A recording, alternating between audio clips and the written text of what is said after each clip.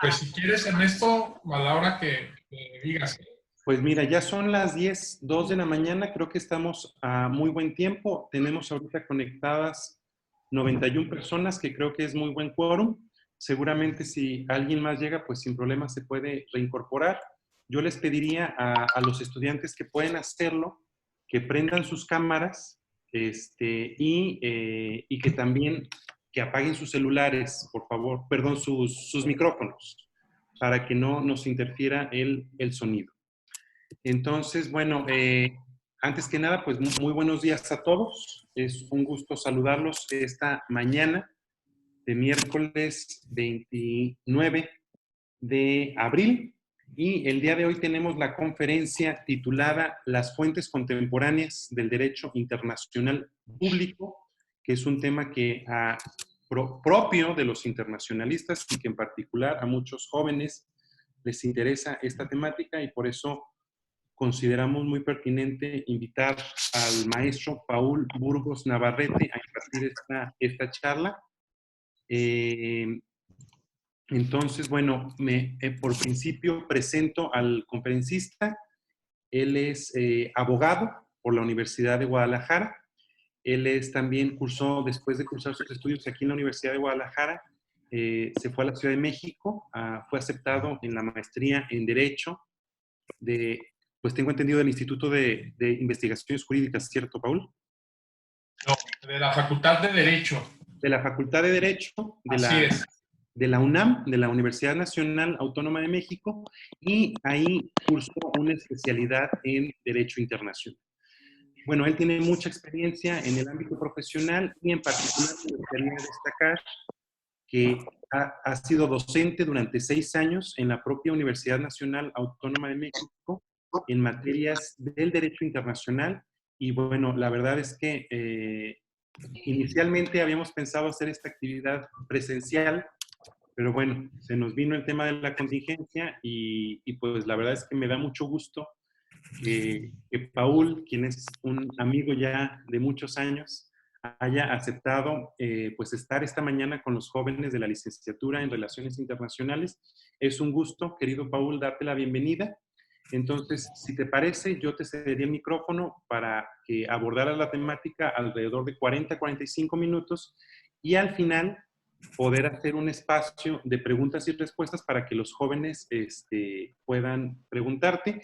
Y ya nada más por último, a quienes se van incorporando en este momento, jóvenes, favor de mantener sus micrófonos apagados, por favor, para que esto pueda ser más fluido, y quienes puedan y tengan oportunidad de encender también sus cámaras como un acto de cortesía para nuestro ponente. Y bueno, pues sin más, querido Paul, bienvenido y adelante. Gracias. Hola a todas, a todos. La verdad que me da mucho gusto, aunque sea pues virtualmente. Teníamos toda la intención de hacerlo ahí en el CUCH, pero pues no fue posible, ¿no? Y todos sabemos, estamos en un esfuerzo de cuarentena, en un momento que buscamos de alguna manera el contribuir y no salir de casa. Entonces, pues es un buen momento también pues para escucharnos y tratar temas. Hay algo muy particular con ustedes, pues estudiantes de Relaciones Internacionales, y me formé en el CUCH, y siempre había una distanciamiento entre estudiantes de Relaciones Internacionales y abogados.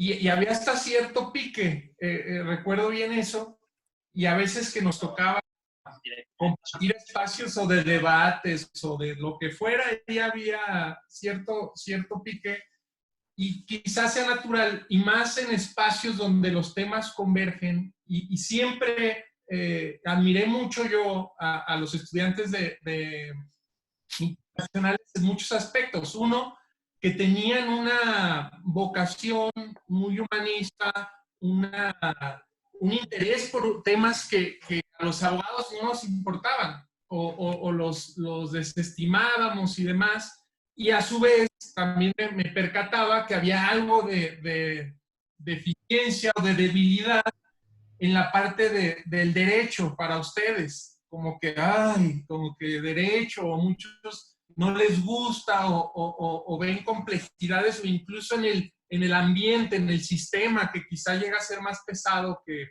el que viven ustedes, ¿no? Entonces, hay diferencias, pero con lo que quisiera empezar a modo introductorio es precisamente la pertinencia de la charla que vamos a tomar el día de hoy para su formación. Muchos de ustedes ya tomaron clases de derecho constitucional, derechos humanos, claramente derecho internacional público.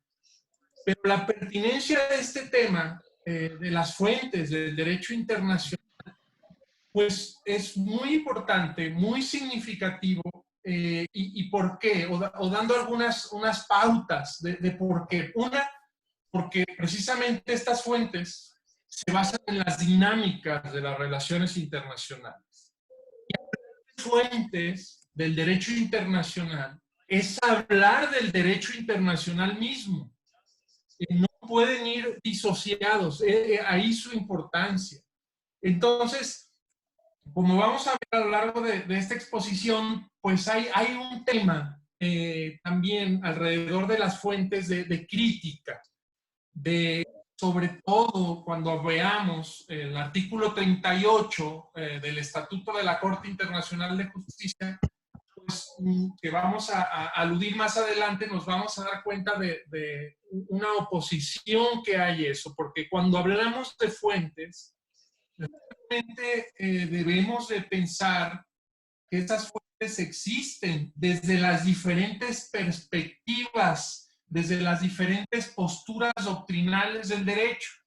Dígase ellos naturalistas, positivistas o normativistas, si lo queremos ver así, voluntaristas, objetivistas, dependiendo como de qué postura, de qué doctrina veamos las fuentes, es que les vamos a dar un entendimiento o una configuración. Entonces, un reto de esta charla es ver un panorama amplio de las fuentes.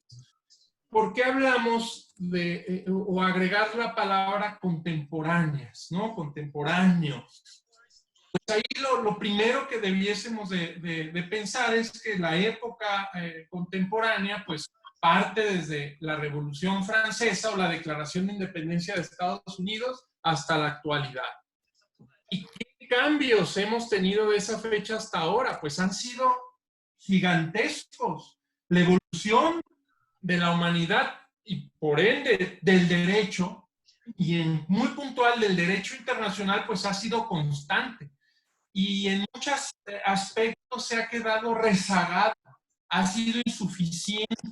¿Por qué? Pues precisamente por las nuevas dinámicas entre los sujetos, incluso los nuevos sujetos, la tecnología y su alcance. Entonces, todo eso hace un cambio en el derecho internacional, pero hace también que se vaya rezagando. ¿Por qué? Porque el sistema de relaciones internacionales ya no tiene como eje único al Estado. Los nuevos actores que producen las relaciones jurídicas pues ya son muy variados. Entonces ya no podemos hablar solo del Estado como se hacían anteriormente. Entonces hay una evolución. Otra cosa que de inicio quisiera precisar es también, si ven ustedes el título de esta conferencia, nombra precisamente de Derecho Internacional Público, las fuentes contemporáneas de Derecho Internacional Público. Y ahí quisiera hacer una precisión, o ese título era precisamente para tocar este tema, de que a final de cuentas el derecho internacional público es quien nos presenta el vehículo para la unificación del derecho y establece esas reglas generales. Ya mientras que, por ejemplo, el derecho internacional privado usa ese instrumento para regular su objeto y ya da sentido a su contenido. ¿A qué nos referimos? Pues las normas de derecho internacional privado constituyen ya una subestructura, un subsistema del orden jurídico nacional. Por ejemplo, recordemos que el internacional privado es un derecho conflictual. es decir, qué derechos aplicar ante un problema. Pero el marco, precisamente, y parte de las fuentes del derecho internacional privado, pudiéramos decir que se alinean con las fuentes del derecho internacional público, ¿no? Como los tratados. El marco, de alguna manera, surge del público. Entonces, hay una diferencia importante. Y ya entendiendo precisamente diferencias entre privado, público, derecho interno, como el interno, que pudiéramos decir, pues, que tiene un procedimiento de creación de las reglas jurídicas, las cuales tienen claramente un valor desigual, reglas constitucionales, legislación, disposiciones administrativas. Hay incluso una clara jerarquía de ellas. La Constitución, tratados internacionales, leyes federales, bueno, ahí nos vamos bajando. Hay una diferencia. Mientras que el derecho internacional se refiere precisamente a los modos de producción normativa. Derechos objetivos por un lado y modo de creación de derechos y obligaciones, es decir, derechos subjetivos por otro lado. Entonces eso es importante aclarar y planteando pues nuestra cimentación para ir configurando este tema de las fuentes del derecho internacional. ¿Qué quiere decir fuente, no? O sea, hay que siempre partir de la definición, por decirlo así, o de dónde viene, ¿no? Fuente viene del latín, fontis, fons, tiene más de 11 acepciones esta palabra, pero la que a nosotros nos interesa, podemos manifestarla como principio, fundamento u origen de algo. Entonces, podemos hablar de que es el origen del derecho. Es decir, de dónde proviene el derecho. O más importante aún, que es lo que a nosotros nos interesa. ¿Es derecho o no es derecho?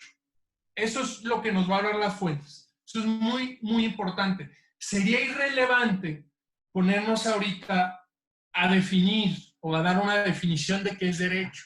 Porque otra vez, algo que es muy importante de definir, o más bien dejar en claro, es que el derecho también será, depende de la doctrina, depende de la perspectiva. No es lo mismo para los constructivistas que para los justnaturalistas o justpositivistas.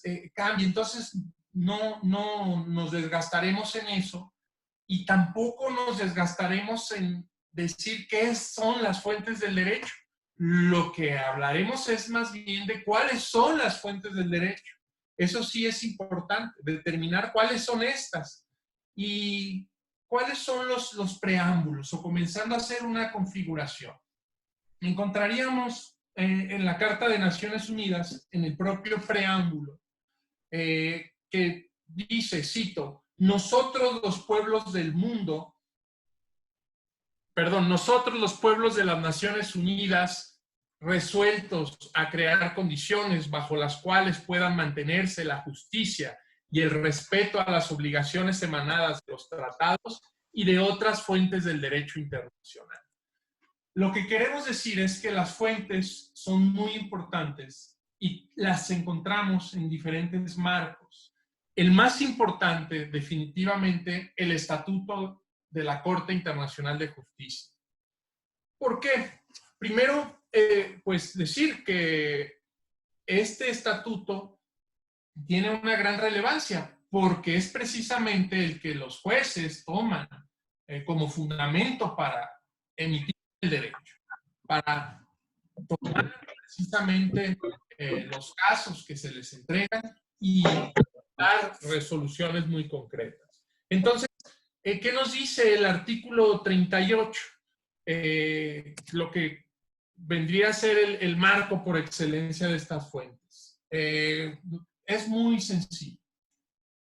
Dice así, la Corte, cuya función es decidir conforme al derecho internacional las controversias que le sean sometidas, deberá aplicar las convenciones internacionales, sean generales o particulares, que establecen reglas expresamente reconocidas por los estados litigantes. B, la costumbre internacional como prueba de una práctica generalmente aceptada como derecho. C, los principios generales del derecho reconocidos por las naciones civilizadas. Y ya viene, por último, ya medios auxiliares de estas fuentes, que vendrían siendo las decisiones judiciales y la doctrina. Pero entonces, lo que queremos, primeramente, tener en claro es que son las convenciones internacionales, llámense tratados, acuerdos, protocolos, la costumbre internacional y los principios generales del derecho. Entonces, esa es la famosa tríada, de la cual son muy críticos. Es, digamos, algo que no quisiera decir que está de moda, pero es que se ha criticado hasta el cansancio este artículo 38. Y por ejemplo, siempre nos decía mi maestro Manuel Becerra, una institución en Derecho Internacional Público en América, que es defectuoso y que ya no, ¿por qué? Porque no distingue entre fuentes formales y materiales, no establece sistema de prioridades. Entonces, él se expresa de manera inapropiada. Paul, una interrupción. Sí. Jóvenes, nada más recordarles, por favor, estamos teniendo problemas con el audio. Es muy importante que apaguemos nuestros micrófonos, por favor. Si no, no podemos escuchar al ponente. Y, Paul, nos pregunta Mónica Gras, ¿puedes repetir la triada, por favor? Claro.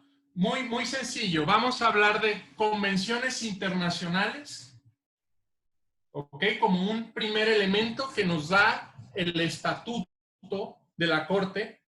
La costumbre, que es un tema muy rico, muy importante, y los principios generales del derecho internacional. Esa es la tarea, pero vamos a abordar cada uno de estos elementos antes de entrar ya a la controversia y a las críticas, a las diferentes perspectivas. Entonces, primero, como sabemos, la importancia de los tratados internacionales en nuestra sociedad es fundamental. Quizá a esta altura no entenderíamos el mundo sin estos acuerdos. No podríamos de alguna manera vivir sin estos acuerdos, o por lo menos no la vida como la conocemos. Entonces, son muy importantes. Por su forma, podríamos decir que forman parte de uno de los elementos constitutivos del derecho más sólidos, del derecho internacional, y más si estos son de carácter universal. Podemos hablar de algunos de suma importancia que marcan de cierta manera la vida de todos.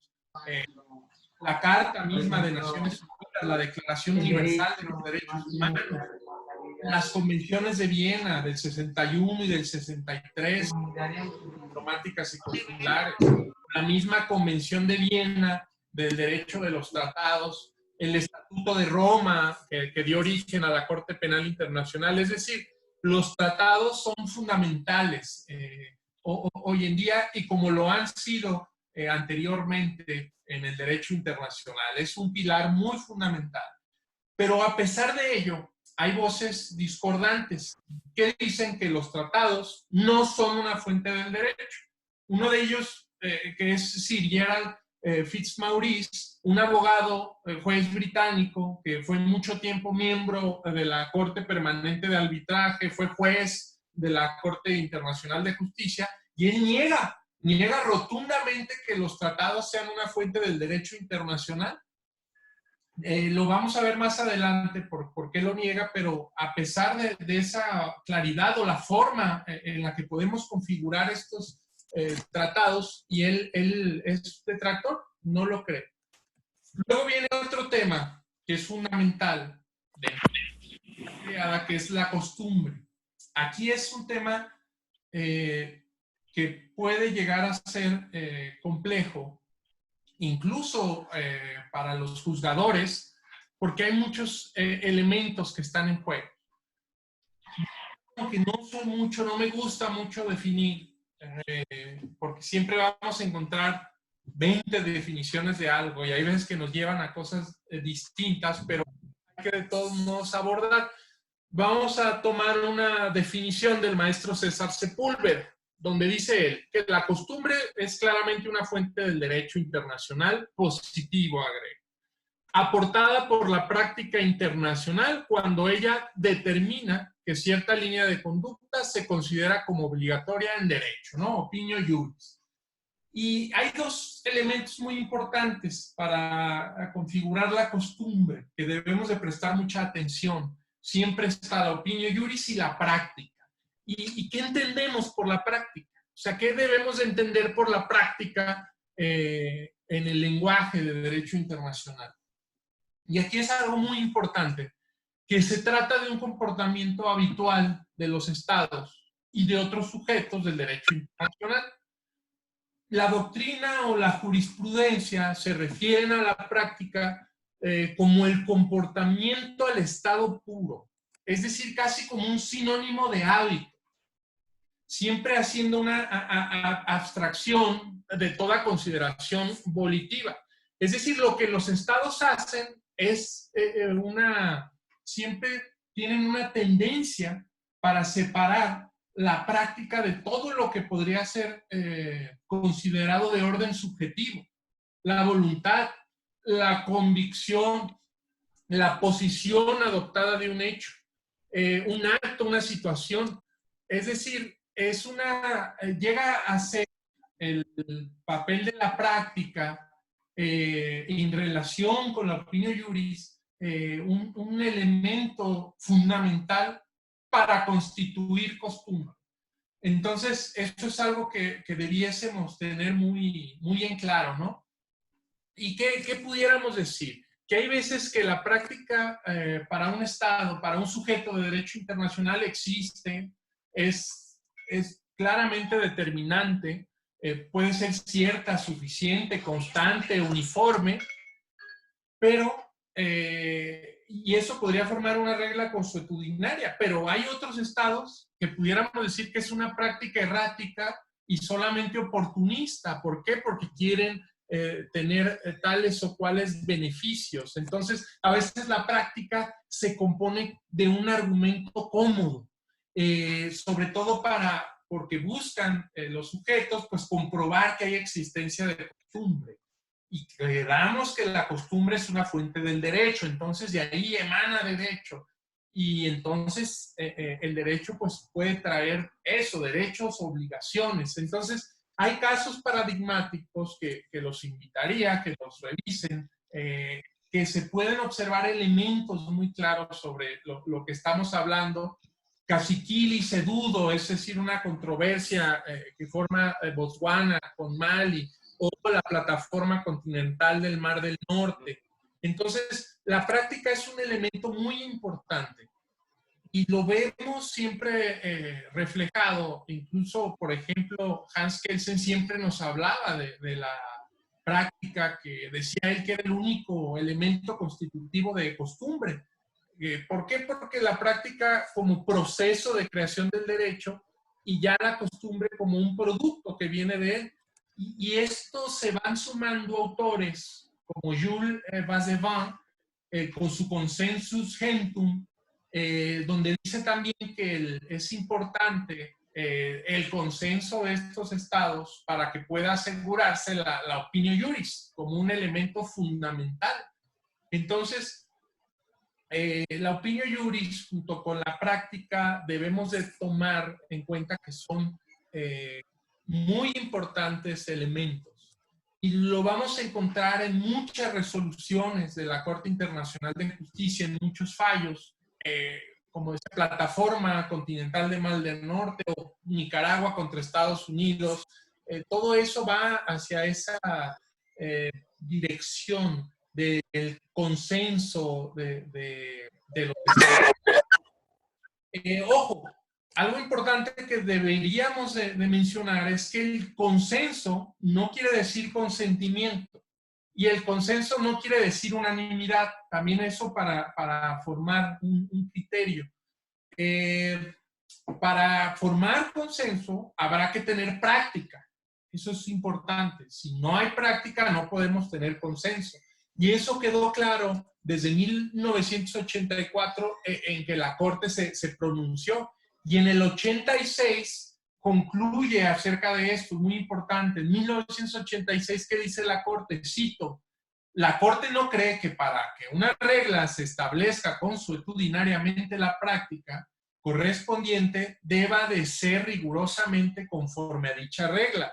Le parece suficiente para deducir la existencia de la regla consuetudinaria que los estados conformen su conducta de manera general.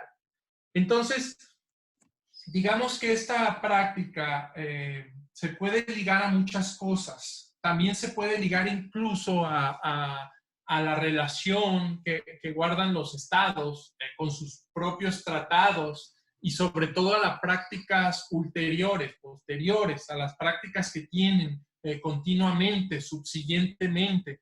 Y eso nos queda claro y nos queda evidenciado también en el artículo 31, parágrafo 3, letra B, de la Convención de Viena de Derecho de los Tratados, donde nos habla ahí de una regla general de interpretación que será conjuntamente con el texto y habrá que tenerse en cuenta. ¿Qué vamos a tener en cuenta? Toda práctica ulteriormente seguida en la aplicación del tratado para la cual conste el acuerdo de las partes acerca de la interpretación de este tratado. Un examen, o si hiciéramos un examen a la jurisprudencia, nos diría que muchos jueces utilizan ya sistemáticamente el comportamiento ulterior como modo de interpretación o de no extinción de los tratados. Entonces es muy importante esta práctica. Entonces, bueno, dejamos ahí la costumbre para entrar en lo que llamamos los principios generales del derecho. Quizá en ello tendrán mucha más claridad, porque son precisamente de donde yacen las normas de derecho y que se expresan en cualidades muy esenciales, de que las llamaríamos de verdad jurídica, con sustancia. Entonces, pudiéramos considerar como principios que son guías, nos van guiando, nos van llevando, y son de alguna manera el primer frente, proposiciones que ya están consagradas por el derecho y en diferentes lados tienen un entendimiento claro. Entonces, todo esto, que incluso unas que pueden ser principios de derecho interno que circulan o son trasladadas al orden internacional. Entonces, ¿qué son o cómo pudiéramos decir qué pudiéramos decir de los principios generales del derecho? Pues son inferencias lógicas que ya van inherentes a un sistema jurídico. Es decir, son reglas que tenemos que no surgen ni del consentimiento ni del consenso. Las propias que podemos encontrar en el derecho internacional y que son producto de una necesidad. Igual mismo, la Corte ha abordado todos estos temas, o quizás sea prudente hacer una pausa, pues para complementar que la Corte Internacional de Justicia, pues es quien está configurando el derecho. Entonces, estamos ante el cuerpo que está dando forma precisamente a este derecho internacional. Y lo podemos ver precisamente estos principios generales también otra vez, lo podríamos ver en asuntos como la plataforma continental del Mar del Norte, o que van necesariamente ligados a diferentes fenómenos, como hay un fallo muy icónico que es el de Burkina Faso contra Mali, y surgen también consideraciones elementales como los fallos de Corfú y las actividades militares y paramilitares en Nicaragua.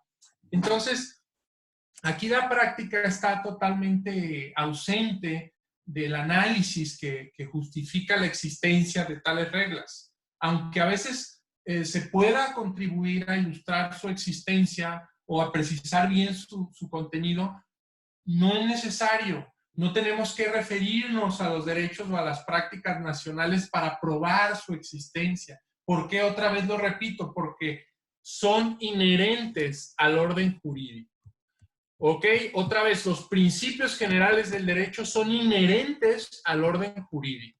Entonces, aquí ya que tenemos en esta triada o haciendo una configuración mental, tenemos precisamente estas fuentes que vienen del conocimiento, es decir, el producto de la voluntad de los estados.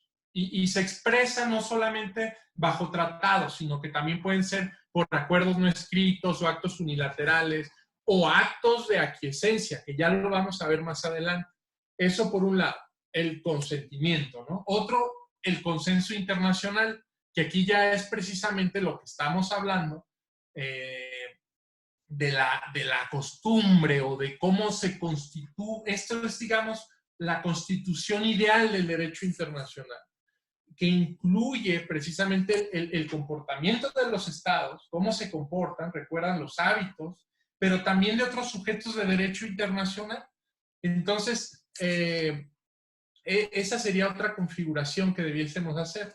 Y ya por último, pues las relaciones necesarias que derivan de la naturaleza de las cosas.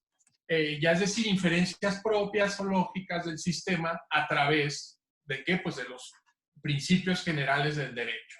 Es decir, estos principios de orden general que son inherentes al sistema jurídico internacional. Entonces, otra vez, esta sería nuestra configuración.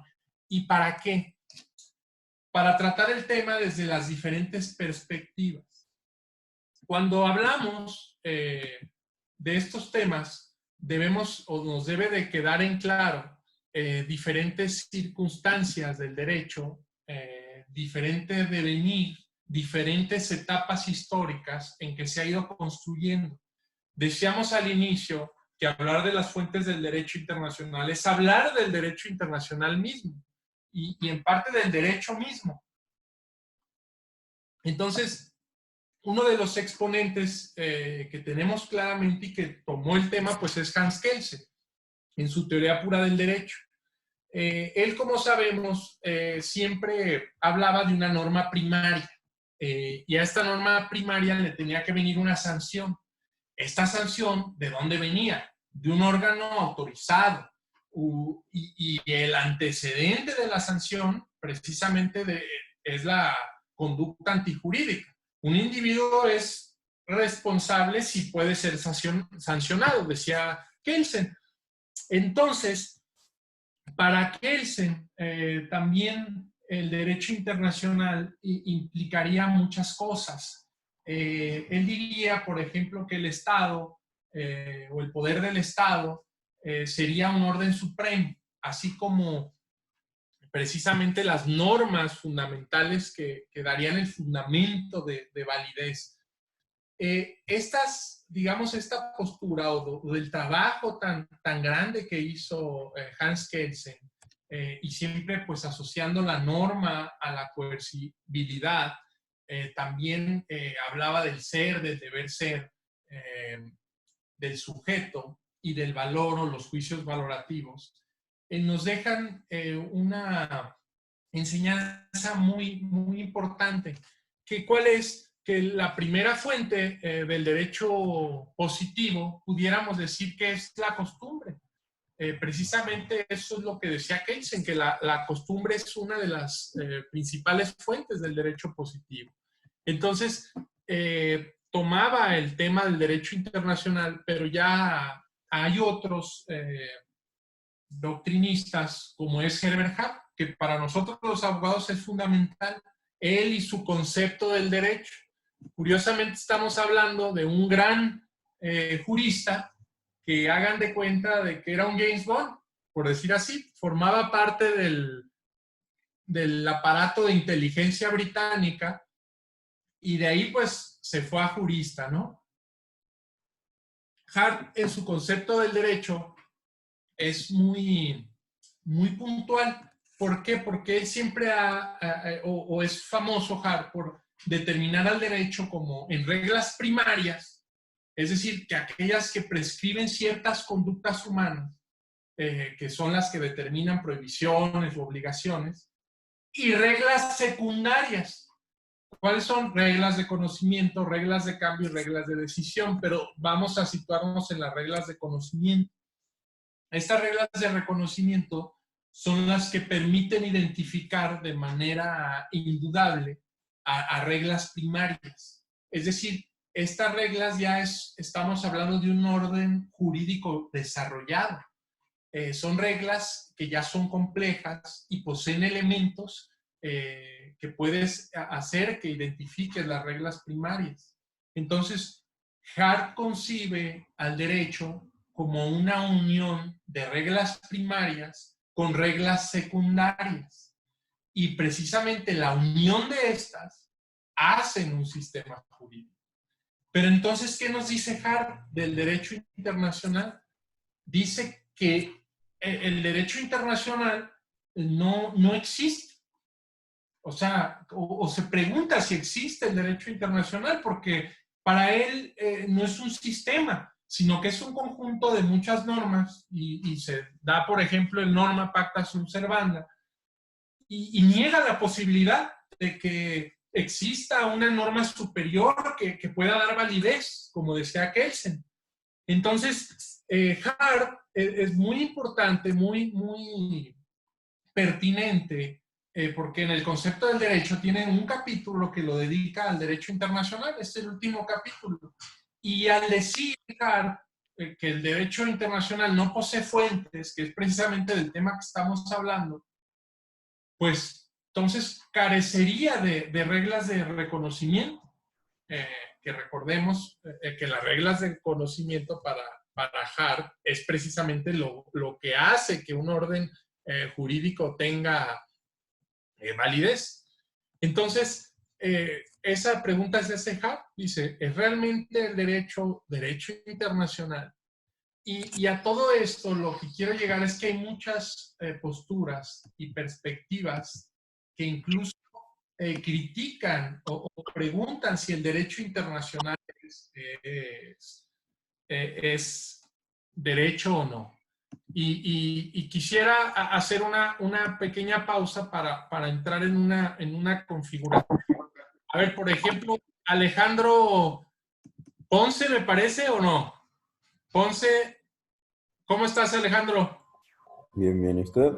Bien. Oye, Alejandro, ¿te gustan los coches o no? ¿No eres de... Sí, pero pues, no soy experto. ¿Pero cuál es tu coche preferido? BMW. ¿Cuál BMW?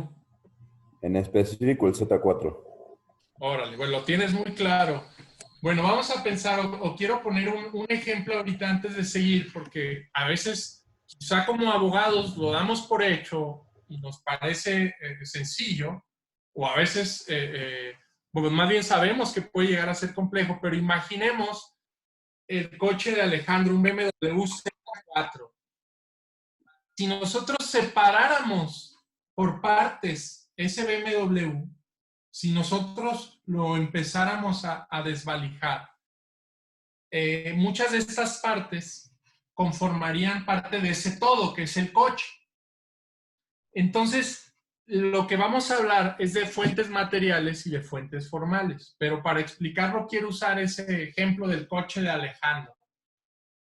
Imaginemos que hay partes que conforman, es decir, las partes formales que conforman ese coche, los asientos, el volante, el motor, pero hay partes por separado que pudiéramos encontrar como el manubrio de una bicicleta, que pudiéramos encontrar que es similar, no es como el volante, pero es similar, y que nos ayudaría a entender bien qué es un coche, por ejemplo. Pero no, esa parte por separado sería algo material a que no conformaría el coche mismo. Un manubrio no se lo puedes poner al BMW, pero sí comprende un campo semántico que entenderíamos que es para dar dirección. Entonces, lo que quiero decir o lo que quiero explicar acerca de las fuentes materiales y fuentes formales, que son muy importantes para configurar el tema del que estamos hablando, es que las fuentes formales podemos encontrar que son precisamente fuentes que vienen o su fuerza deriva de que sean obligatorias. Son obligatorias. Mientras que las fuentes materiales ya es un contenido o sustancia. Nos dan elementos para configurar cosas. Sabemos que el manubrio de una bicicleta nos da dirección. Y eso conforma parte de nuestro pensamiento. Pero eso no conforma del coche que estábamos hablando, de su compañero Alejandro. Entonces, en una configuración quisiera pues abordar, porque los autores que toman o más importantes para las fuentes hacen esta distinción. Uno de ellos es Hugh Tirway, que Tirway es muy importante en materia de fuentes, es uno de los principales que las ha tomado. Él fue secretario por muchos años de la Corte Internacional de Justicia, inglés, y él nos habla de que las fuentes vienen de reglas primarias y de reglas secundarias. Lo que decía Becerra, que decíamos al inicio, que el artículo 38 no nos habla de esta diferenciación para poder entender las fuentes y que así los juzgadores puedan tener más claro qué es derecho internacional.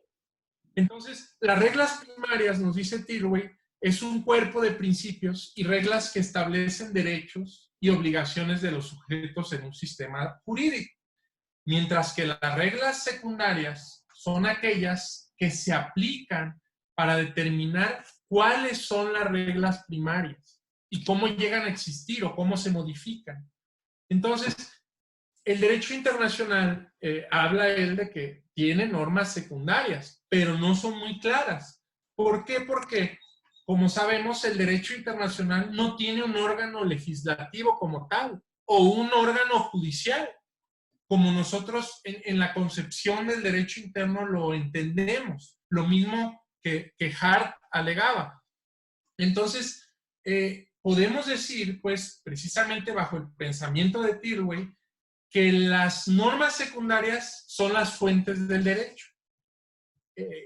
¿Y qué nos debemos pensar por esas normas? Pues precisamente por esas fuentes materiales, que son simplemente donde se manifiestan reglas jurídicas. Y puede ser un tratado, pero no todos los tratados son de observancia general. Ahí ya entraríamos a medios voluntaristas. O una decisión judicial difiere mucho del concepto que podemos encontrar en un libro. Entonces, hablando de las fuentes materiales, son aquellas precisamente de las que deriva un contenido. Y la sustancia se va agregando en forma de doctrina y para este autor precisamente tiene incluso un juego el derecho o la naturaleza misma de la ley. Entonces, vamos a ir configurando estos autores que nos dicen de qué son las fuentes, o más bien cuáles son las fuentes con base en esto, o sea, y las dividimos. Igual las divide, ya habíamos hablado de Fitzmaurice, que él dice que el derecho, que los tratados no pueden ser una fuente, ¿no? Y lo dice porque él también divide entre fuentes formales, las que son legales, directas, y que consisten muy claro en actos o hechos que tienen un valor legal, una fuerza obligatoria, independientemente del contenido o la fuente material que tengan. Entonces, él nos decía que los tratados, al no ser obligatorios, muchos de ellos, o que incluso los estados pueden generar reservas, pues entonces, si no son fuentes de obligaciones, no pueden ser derecho. Entonces, es muy importante y se tiene que distinguir entre fuente del derecho y fuente de obligaciones también, que hay diferencias. ¿Por qué? Porque puede coincidir, por ejemplo, un acto legislativo o un contrato ordinario que puede ser fuente de obligaciones, pero no puede ser fuente del derecho. Entonces, esta distinción, digamos que pudiera decir que su teoría se aplica, pues, o hay una debilidad de su teoría porque pues hay tratados bilaterales o multilaterales que son universales y que y son precisamente reguladores y codificadores de alguna materia, o sea, son fundamentales. Entonces, por eso, de alguna manera, creo yo que Fitzmaurice no me parece pues que sea una postura muy acertada, por decirlo así. Pero, como estas vamos a encontrar muchas posturas. Hay un doctrinista, por ejemplo, que se llama Andrew Guzmán, es un canadiense de la Universidad del Sur de California, donde él tiene una postura más bien voluntarista. Estas posturas son muy comunes en el derecho internacional. ¿Y qué nos dice él? Por ejemplo, él nos habla también de una diferenciación entre los estados poderosos y los que no. Es decir, nos dice, ok, un estado va a cumplir o tiene dos cosas, dos elementos: su prestigio internacional y sanciones y sus intereses propios. Y él que nos hace referencia que, por ejemplo, un estado muy poderoso como Estados Unidos bien puede pensar en cumplir antes sus intereses propios y no que no le importen pues incluso las sanciones, cosa que un país en desarrollo no puede hacer. Entonces, él nos habla precisamente de esta diferencia que hay entre los propios estados y que unos tienen elección y otros no. Entonces, ahí ya hay diferencias también en cuanto a las fuentes. ¿Por qué? Porque va ligado a los compromisos. Y estos compromisos de no cumplirse, pues pueden impactar a su reputación.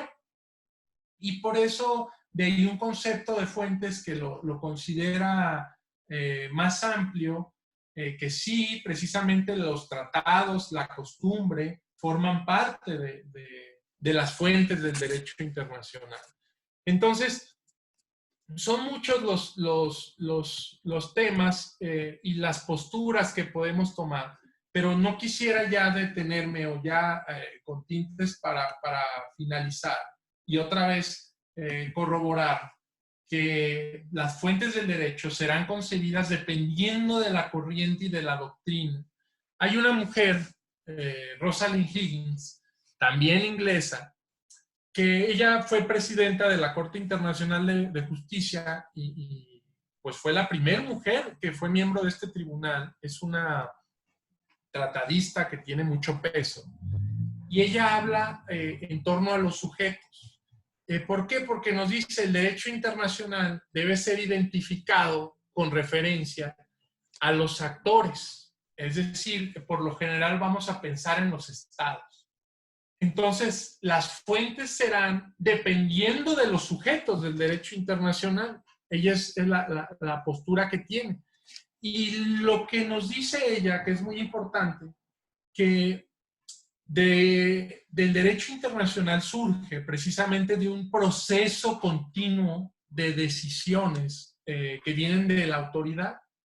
Y no es meramente una aplicación de reglas neutrales o de forma imparcial, sino que ella es muy clara y nos dice, a ver, ojo, las reglas son aplicadas en casos concretos. Incluso aquí ella nos habla que la política tiene que ver. ¿Por qué? Porque hay factores que van más allá del derecho que hacen o emergen precisamente para hacer algo muy importante.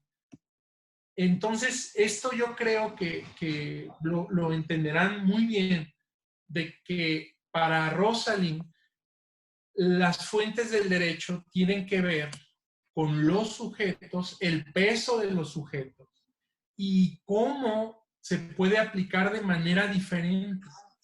Entonces, es muy interesante el ver que el derecho internacional presenta muchas formas y no tiene una sola.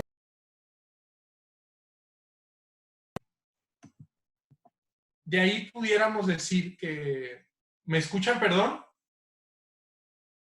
Sí. Entonces, de ahí pudiéramos decir, para finalizar la exposición, otra vez, que las fuentes del derecho internacional pueden ser dependiendo de la mirada con las que se vea. Por ejemplo, podemos decir que si tomamos la postura de New Haven, o pudiéramos pensar que las fuentes vendrían de un tema en específico, o igual de otro tipo de posturas como la Legal Critical Studies. Entonces, cada quien tiene su perspectiva, y para lo que para muchos es una fuente, para otros no. Es que no se incluyen precisamente en esa triada del artículo 38 y que pueden ser los acuerdos ejecutivos o los llamados acuerdos de caballeros, que son muy comunes en el derecho internacional, gentleman agreements, o resoluciones de organismos especializados, que todos las vivimos diariamente, una carta de intención que un Estado presenta al Fondo Monetario Internacional. Entonces, de ahí, de esa carta de intención, precisamente ya podemos luego encontrar otro tipo de fundamentos para decir que hay digamos, una fuente del derecho ahí. Entonces, hay muchos, digamos, fuentes que no van a encontrar incluidas en ese artículo 38, como también pueden ser resoluciones de organismos internacionales, o los actos unilaterales, o las resoluciones de seguridad, que definitivamente forman derecho. Hay un origen del derecho, pero que no está visto, por lo menos desde la mirada de lo que consideraríamos nosotros el artículo 38 como el principal fundamento. Entonces, por eso es que vienen tantas reglas, porque dicen que este artículo pues es muy básico y no nos ayuda a delimitar cuáles son las fuentes del derecho. Entonces, ¿por qué es importante que tomemos este tema? No sé cuántos de ustedes habían o han abordado el tema del derecho como fundamental para la formación que ustedes están llevando a cabo. Las relaciones internacionales, como dijimos al inicio, las relaciones internacionales están ligadas al derecho internacional. Y lo que queramos ver precisamente de los temas que nos interesan, el que se les ocurra, vamos a encontrar precisamente estas fuentes del derecho ahí, los tratados, las convenciones, protocolos, y también vamos a encontrar los principios generales del derecho. Vamos a encontrar también opiniones doctrinistas. Entonces, todo eso es lo que va a configurar y va a generar una formación sólida para ustedes. Entonces, ya finalizando, pues a todas y a todos les diría que si bien pudieran ver al derecho y más al derecho internacional y más al derecho como un tema ajeno, deben de profundizar más en él y conocer, o por lo menos identificar claramente si es derecho o no es derecho. Y las fuentes son precisamente donde emanará eso. Cuando hagamos una investigación, yo por ejemplo me centro mucho en justicia global, en temas de las corporaciones o las empresas multinacionales y transnacionales, el poder que ejercen, esos temas, pero es necesario el derecho internacional y es necesario las fuentes y los sujetos del derecho internacional para configurarlas, para entenderlas y ver cómo el tema puede ser de vital importancia. Entonces, es importante que conozcan estos temas. es muy importante también que fortalezcan esa área de derecho internacional, que quizá no toman con regularidad porque adoptan otro tipo de temas, pero son fundamentales para su formación.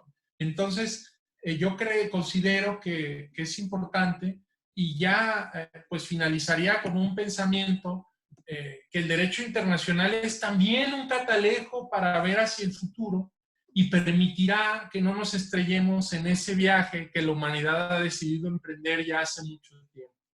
Es también el derecho internacional el que nos permitirá vislumbrar la justa dimensión del ser humano en este universo.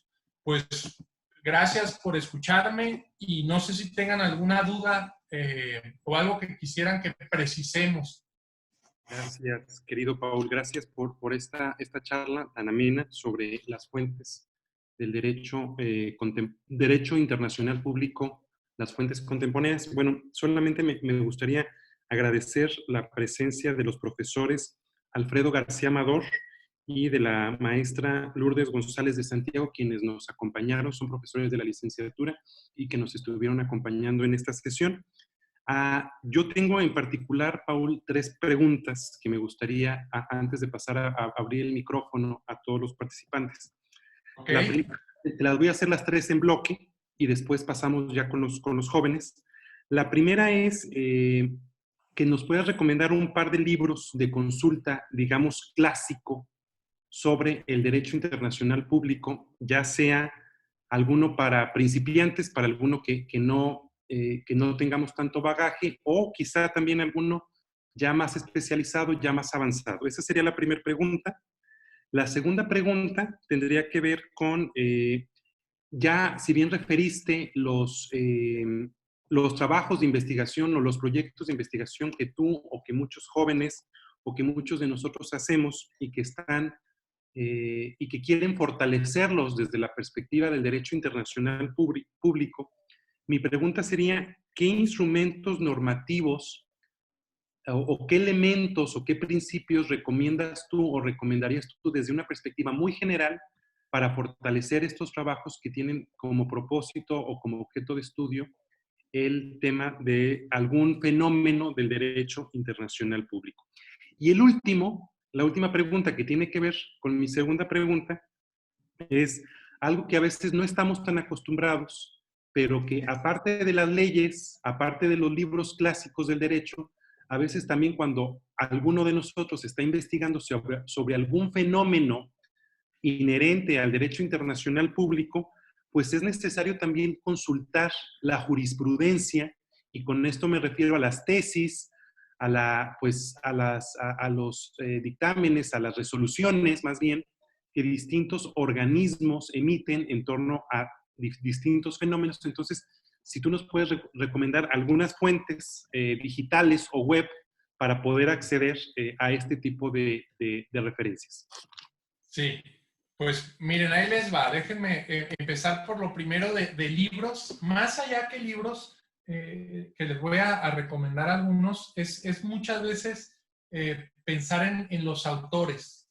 ¿De qué autores podemos hablar? Bueno, primero tenemos autores de importancia, de alguna manera, en Latinoamérica, que nos van dando precisamente, nos van explicando muy bien qué es el derecho internacional. Si es el libro de texto, digamos, básico, el libro de cabecera, yo podría recomendarles varios. Uno de ellos es el de José Luis Vallarta Marrón.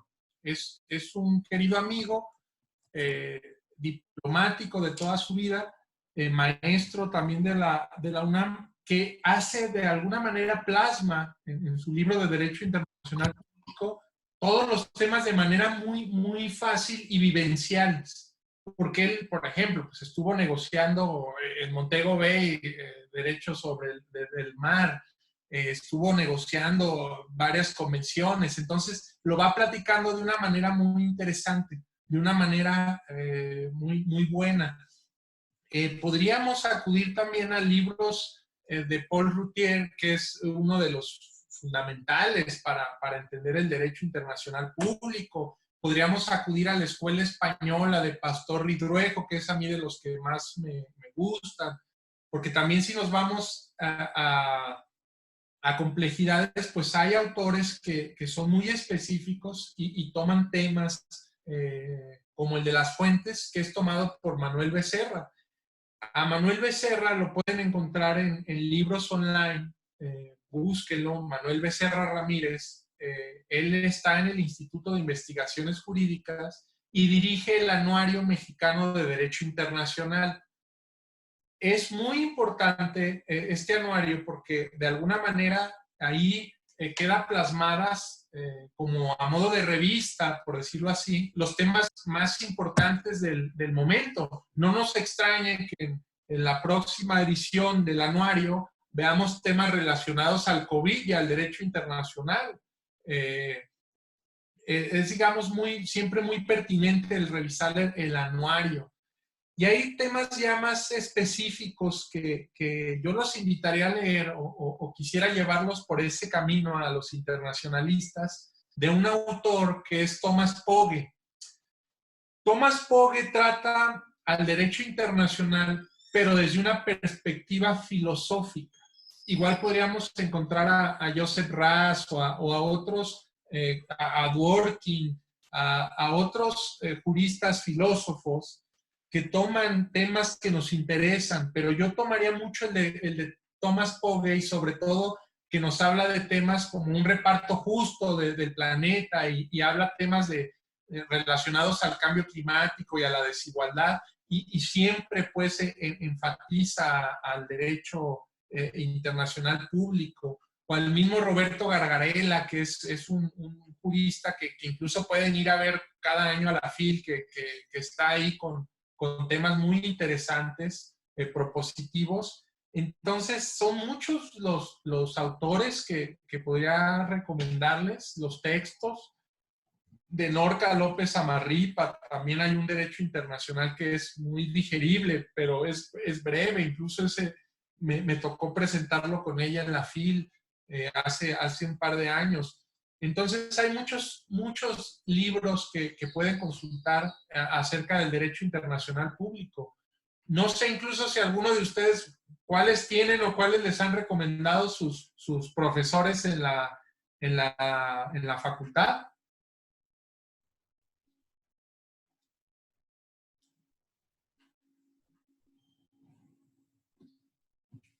Bueno, parece que hay silencio, mutis. Bueno, a mí, en mi clase de Derecho Internacional, mi profe aquí presente, Amador, nos puso a leer las convenciones de Viena sobre relaciones diplomáticas, así, bien padre. Saludos, Amador. Saludos, Amador. Ahí muy importante, que es justo a la segunda pregunta que nos hacía Ernesto. ¿Qué instrumentos? Definitivamente es centrarnos en lo que la Corte está haciendo. O en relatorías especiales, por ejemplo, de la misma Corte. Eso sería muy bueno porque nos dan digamos, que nos abren la perspectiva. Y cuando ya lo vemos, digamos que ya vemos que es el derecho aplicado a una circunstancia en particular, que ya revisé la de ensayos nucleares de Francia y vi la resolución, y eso los empieza a configurar más.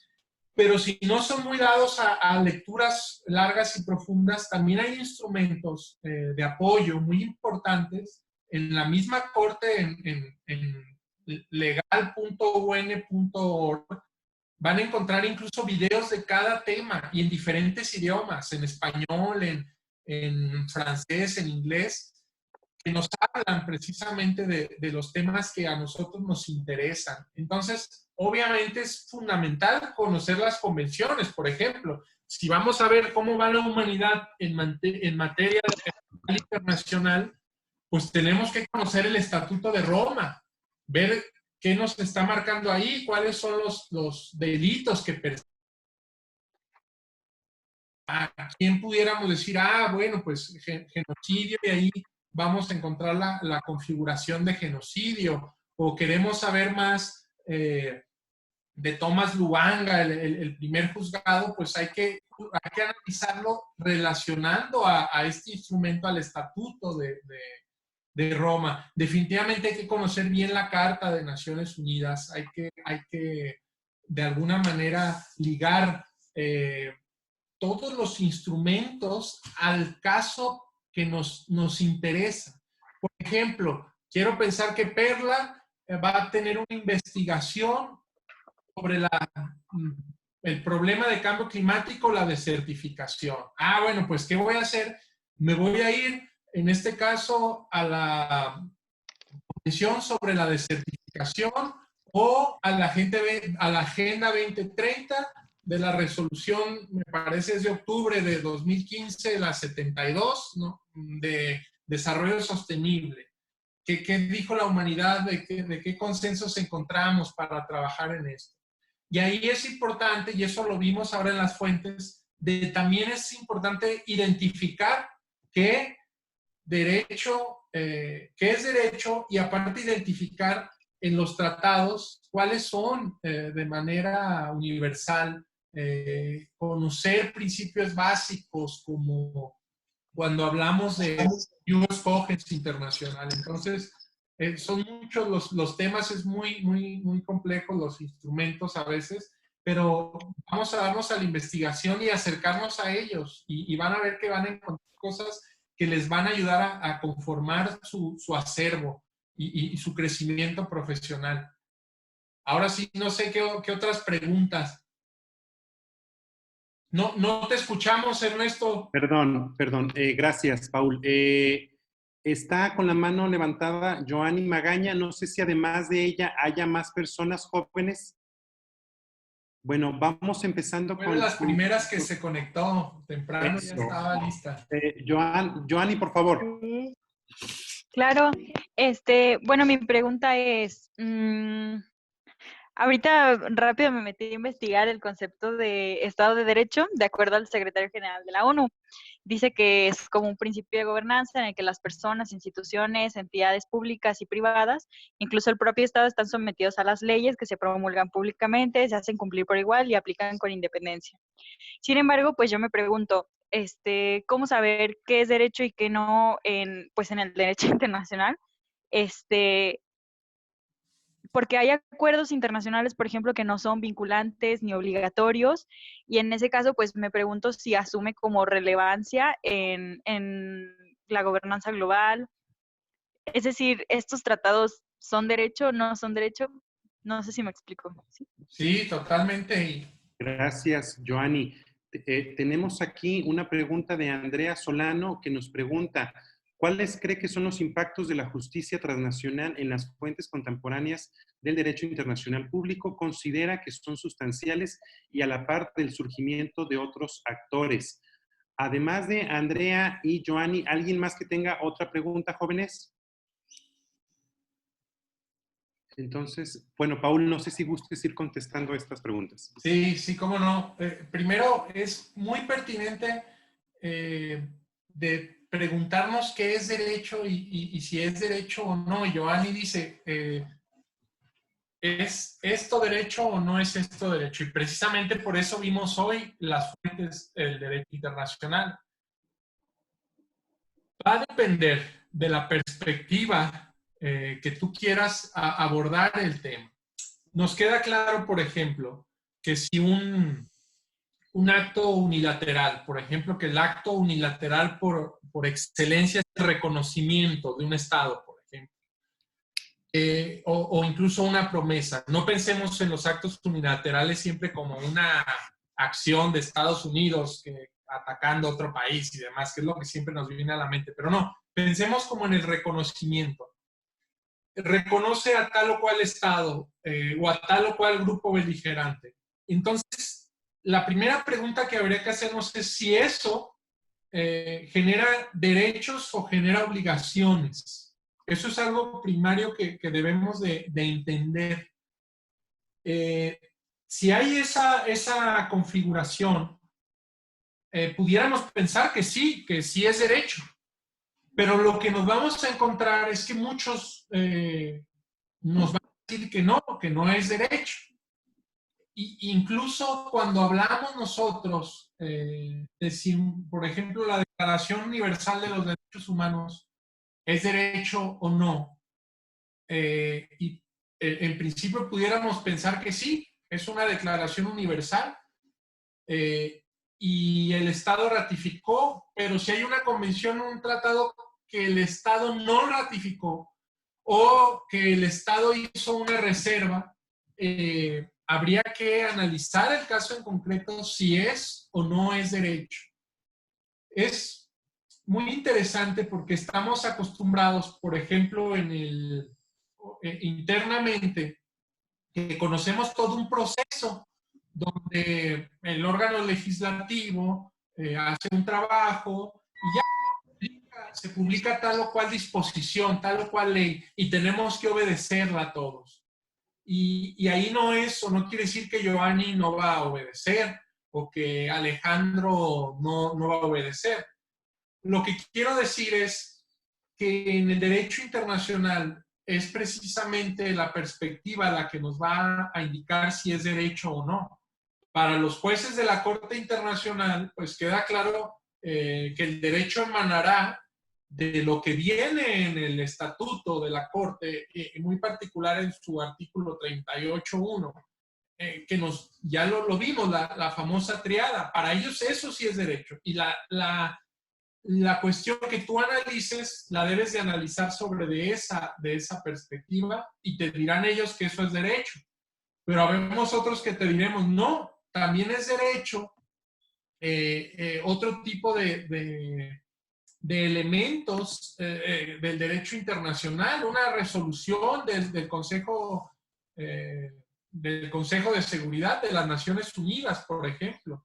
O muchos nos preguntamos a veces si las resoluciones de la Asamblea General de las Naciones Unidas emiten derecho o no, cuáles sí y cuáles no. Entonces habrá que revisar cada caso y habrá que basarnos en eso. Y será muy importante también que estudiemos la práctica, la costumbre, para configurar lo que es derecho y lo que no. Había otra pregunta que hace aquí, esa la tengo, la veo en el chat. ¿Cuáles crees que son los impactos de la justicia transnacional en las fuentes contemporáneas del derecho internacional público? ¿Consideras que son sustanciales y a la par del surgimiento de otros actores? Ahí empezaría precisamente con el surgimiento de otros actores. Antes, o si nos íbamos 50 años atrás, otras generaciones no pudieran concebir a una organización internacional, dígase Amnistía Internacional, Greenpeace, celebrando un acuerdo con un Estado. O no pudiéramos imaginarnos no sé, a la ciudad de León, Guanajuato, o de Guadalajara, haciendo un acuerdo con Vancouver. Definitivamente los sujetos cambian. Ahora, por ejemplo, podemos hablar e identificarlos, aunque sean sujetos atípicos del derecho internacional, pero a las multinacionales o empresas transnacionales, corporaciones, pues, tocando un tema de vital importancia por razón de una minera, por razón del agua en diferentes países. Entonces, este crecimiento, de alguna manera, del derecho internacional ha sido a veces insuficiente y tenemos problemas para configurarlo, de cuáles son esos impactos. Y muy importante que hablemos de justicia, porque muchas veces en el derecho es lo último que se procura, porque siempre estamos acostumbrados a procurar legalidad y a pensar de que debe de estar en un tratado o de que debe de estar en una ley en particular, y nos olvidamos de eso, pero la justicia, que es lo importante, es lo que se deja rezagado. Entonces, precisamente, lo que debemos de considerar es que los temas más importantes de la humanidad posiblemente no estén bien configurados normativamente hablando, o no los tengamos precisamente como una fuente del derecho internacional clara o como un sujeto del derecho internacional típico, pero aún así tendremos que avanzar en ese camino.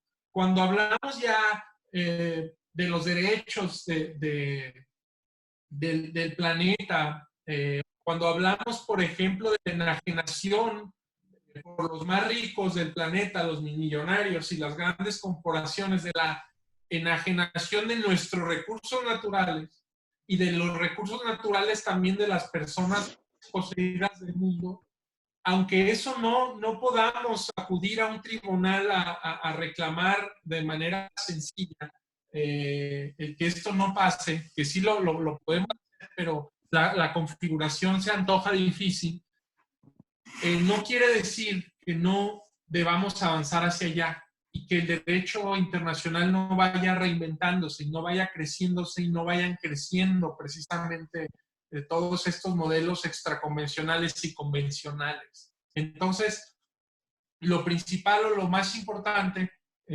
será concentrarnos precisamente en temas de justicia global y luchar para que estos temas sean conocidos y sean o alcancen un acuerdo internacional para que sean respetados. Y creo que vamos bien. No sé si hay otra pregunta.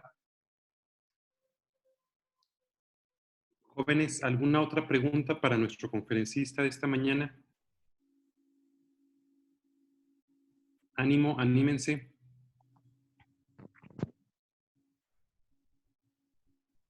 Bueno, parece que no, o sea, alguien se anima, pero pues dándoles ahora sí que de alguna manera, así como su maestro Ernesto o algunos maestros de ahí mismo de su departamento que llevamos pues algunos años de adelanto, de ventaja hacia ustedes, y viendo precisamente en el punto en el que se encuentran, que creo que es muy pertinente el estudiar relaciones internacionales, aunque a veces seguro se preguntarán qué futuro tengo, en dónde voy a trabajar.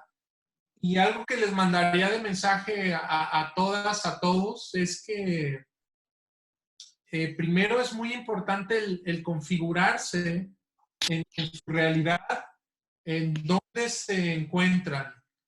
A lo que me refiero es en qué momento vive su país y las formas en las que pueden incidir profesionalmente en él son muy amplias. A veces quieran concentrarse en quiero ser maestro, está muy bien, o aspiro, quiero buscar la posibilidad de ser diplomático, pero las formas son muy variadas en las que precisamente el intelecto, el trabajo de un internacionalista pueden fungir a favor de nuestra comunidad. Y es precisamente porque ustedes, a diferencia de otros estudiantes y a diferencia de otras carreras, tienen la ventaja de que el mundo está interconectado, el mundo es ahora una globalidad que desde nuestra opinión o el trabajo que hagamos por medio de una ONG, por medio de una institución como puede ser la ODG, o por medio de incluso en una empresa privada, podemos impactar en otro lado del mundo. Hay que buscar nuevas formas, hay que reinventarnos y hay que no solo comprender la realidad que vive el mundo, no solo comprenderla, sino buscar incidir en ella. Y a veces creemos que una persona es demasiado pequeña como para hacer un cambio o para traer nuevas cosas, pero no es así.